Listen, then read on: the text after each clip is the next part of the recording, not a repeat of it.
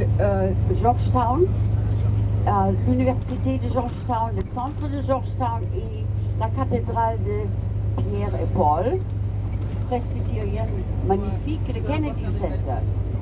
Et une fois que nous traversons cette rivière, nous avons quitté le District of Columbia, Washington, et maintenant nous arrivons à Arlington, avec la banlieue Roseline à droite. Alors Arlington, regardez-moi cette maison.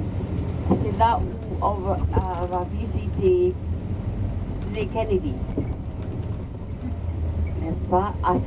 Alors c'est un cimetière immense. Pas tout à fait un cimetière comme en Europe, parce qu'ici c'est un cimetière pour les militaires actifs ou en pension. Chacun qui a servi dans le militaire comme carrière a le droit d'être, n'est-ce pas, ici enterré.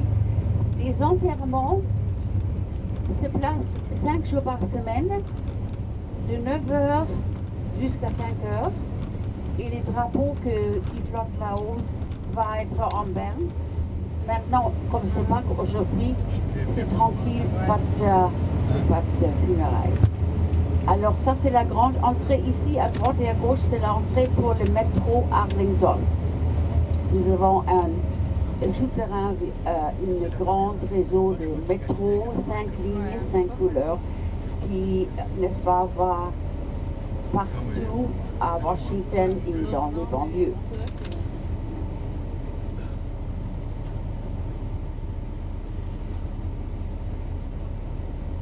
Le cimetière a commencé après la guerre de sécession. On a décidé qu'on avait besoin d'un cimetière pour tous ceux qui sont tombés dans cette guerre, nord et sud, parce que finalement c'était réuni. Et Lincoln a été assassiné aussi. Alors on a commencé avec les généraux de construire un très joli cimetière. Entre-temps, on a signé aussi le contrat de la paix entre Général Lee, le sudiste, et Général Grant. Alors, Général Lee habitait dans cette maison là-haut, avec ses enfants, les esclaves, une belle vie. 17 années, il a habité là-bas, et après, il a donné sa résignation. Il est parti à Richmond, il n'est jamais retourné à Washington. Parce que les sudistes sont toujours des sudistes. Si vous voyagez à Louisiane, au Mississippi, vous allez voir que les gens là-bas ont une opinion, n'est-ce pas, sur cette séparation, sur cette guerre de sécession. Mais c'est fini maintenant, c'est uni. À droite, c'est le pavillon dont nous y irons. Il y a des toilettes pour mesdames et messieurs, nettement propres, oui. Après, vous allez me rencontrer dans le centre du pavillon et on va commencer à marcher pour visiter les tombeaux de la famille Kennedy.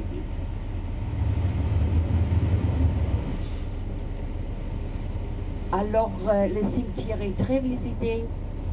Presque 1,5 million de touristes par an, parce que c'est toujours ouvert. Et il y a à peu près 300 000 tombeaux ici.